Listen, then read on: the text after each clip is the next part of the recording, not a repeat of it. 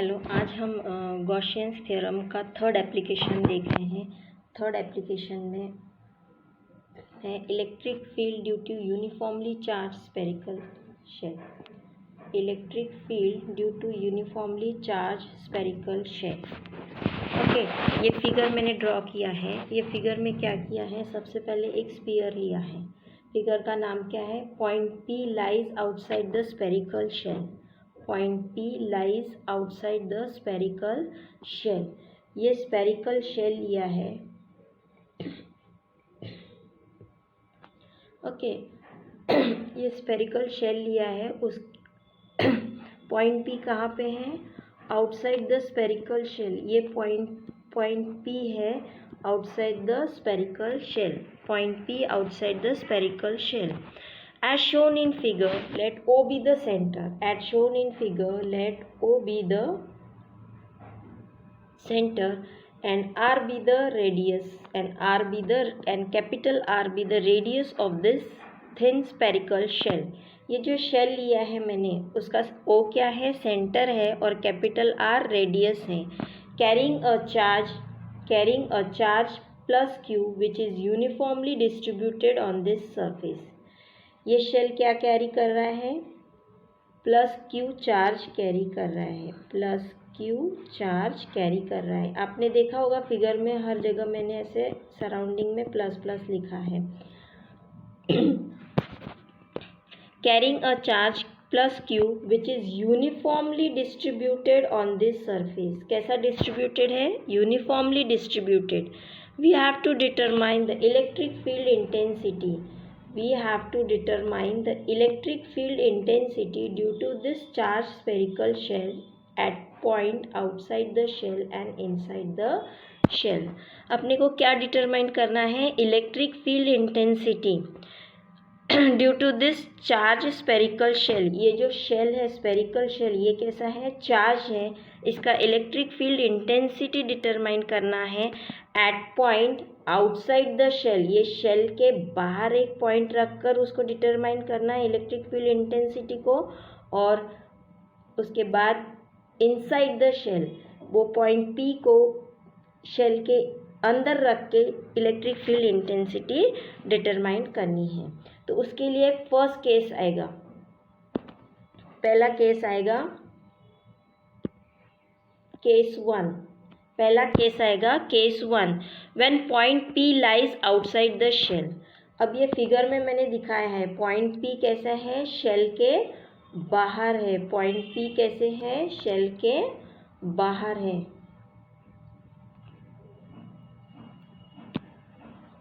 Point P lies outside the shell, external point लिया है। Let P be an external point. Let P be an external point।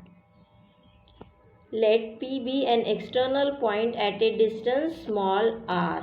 Distance कितना लिया है, P और O के बीच में small r।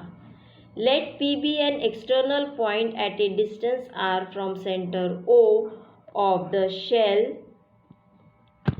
Centre O of the shell। P क्या किया है, P एक एक्सटर्नल पॉइंट लिया है at a distance r from the centre of O of the shell. In this case small r is greater than capital R। Small r कैसा है, बड़ा है कैपिटल R से। ठीक है, यानी ये रेडियस बड़ा है ये रेडियस है। Now draw a concentric spherical Gaussian surface.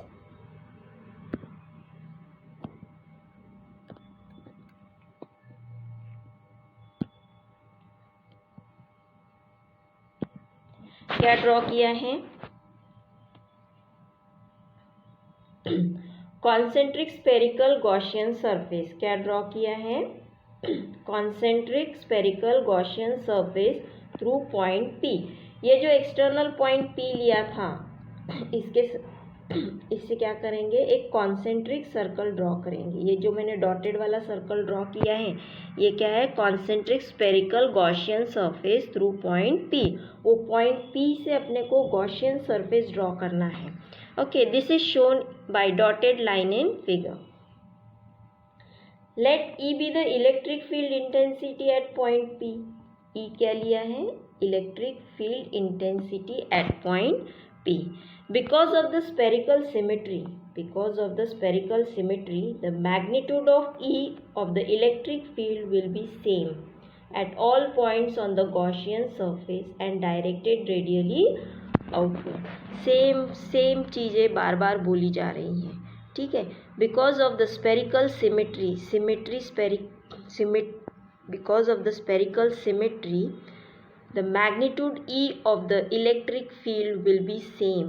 Electric field का मैग्नीट्यूड कैसे रहेगा, same at all points on the Gaussian surface. कहीं पे भी पॉइंट लो, P को कहीं पे भी शिफ्ट करो, उसका क्या रहेगा, electric field intensity magnitude of electric field कैसा रहेगा, सेम रहेगा. Magnitude of electric field will be same and will be radially directed outward कहीं पर भी point P low, magnitude of electric field intensity will be radially directed outward. यहाँ तक समझ में आ गया है, okay. Now consider a small element of area ds.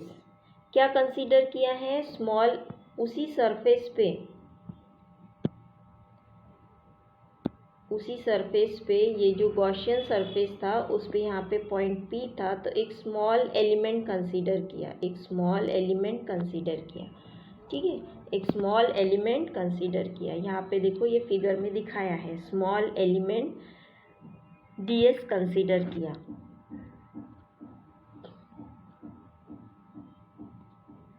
Consider a small element of area ds around the point P. The area vector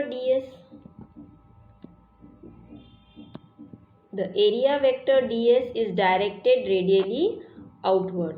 area vector ds कैसे direct होगा, radially outward. Both the electric field intensity E and area vector ds at point P are directed radially outward as shown in figure. क्या हुआ है, एक element लिया है ds, उसका area vector ds is directed radially outward. ds कैसे कौन से डायरेक्शन में है, radially outward direction. Electric field intensity कौन से डायरेक्शन में है, आउटवर्ड डायरेक्शन. कहाँ से, at point P. The area vector ds is directed radially outward. Both the electric intensity vector E and area vector ds at P are directed radially outward. Hence the angle between them is 0. दोनों का direction same है, E का और ds का. Area vector ds and electric field intensity दोनों का direction अगर same रहा तो angle between them will be 0. Theta क्या आएगा, 0. Angle between them will be 0. Therefore total electric flux through the entire Gaussian surface will be phi is equals to integral over a closed surface E dot ds. That is equal to integral over a closed surface E dot ds cos theta. Vector form से निकाल दिया तो ds की value क्या आएगी, उसका E dot ds cos theta. Theta कितना लिया है, 0. therefore E ds cos 0. cos 0 will be 1. therefore integral over a closed surface E ds and E constant है तो E को बाहर निकाला तो integral over close surface ds E into integral ds लिया. अब integral over a ds close surface ds is equals to 4 pi r square. Area of a sphere 4 pi r square. therefore phi is equals to E 4 pi r square. Equation 1.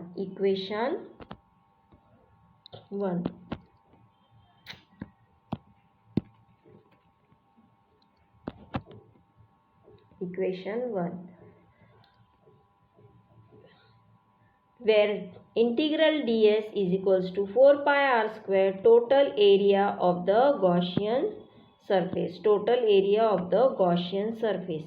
But according to Gaussian's theorem के according phi is equals to q upon epsilon 0 है, phi is equals to q upon epsilon 0 equation 2, where q क्या है, small q क्या है, total charge enclose by the Gaussian surface, total charge enclose by the Gaussian surface, ये Gaussian surface है, इसे जो total charge enclose किया है प्लस से, वो क्या है, स्मॉल q है, वो क्या है, स्मॉल q है. Therefore from equation 1 and 2 दोनों जगह phi की वैल्यू रिप्लेस की तो E 4 pi epsilon E into 4 pi r square is equals to q upon epsilon 0. Therefore E is equals to कितना आएगा, 1 upon 4 pi epsilon 0 q upon r square, 1 upon 4 pi epsilon 0 into q upon r square. Thus for point outside the charged spherical shell, अगर point shell के outside लिया तो shell कैसे behave करेगा, the shell behaves as if all charge on the surface were concentric, all charge on the surface were concentric at its center. Charges कैसे रहेंगे, concentric हो जाएंगे ऑन इट्स सरफेस. ओके, ये था गॉसियन सरफेस का application. उसमें अभी case one देखा, E is equals to 1 upon 4 pi epsilon 0 q upon r square. Case one क्या था, when point P lies outside the shell, external point P लिया shell के बाहर. ओके, वो केस वन. केस टू में क्या कर रहे हैं, when point P lies just on the surface of the shell. Consider करो कि पॉइंट P को जस्ट शेल पे लिया, पॉइंट P को, एक शेल है, point P just on the shell. When point P lies just on the surface of the shell. In this case अगर point P shell पर ही लाई हो रहा है तो जो रेडियस है दोनों का, small r and capital R will be equal. Small r is equals to capital R, small r is equals to capital R, small r is equals to capital R. Therefore E की value क्या बन जाएंगी, E is equals to 1 upon 4 pi epsilon 0 q upon capital R square. Instead of small r square we have taken capital R square. Now in case 3, when point P lies inside the shell, point P अगर inside the shell lie किया, point P अगर inside the shell lie किया तो क्या होगा, for any point inside the shell radius will be small r is greater than capital R. small r is less than capital R. small r क्या हो जाएगा, less than capital R. The Gaussian surface through point P does not enclose any charge. तो Gaussian surface through P के surrounding जो भी Gaussian surface बनेगा वो एक भी चार्ज एनक्लोज नहीं करेगा. Hence Q is equals to 0. Hence Q क्या आएगा, is equals to 0. Therefore E is equals to क्या आएगा, 0. Thus the electric field inside the spherical shell vanishes. Electric field क्या हो जाएगा, inside the spherical shell vanish हो जाएगा. ठीक है, ये था गॉसियन सरफेस का third application, inside the point and in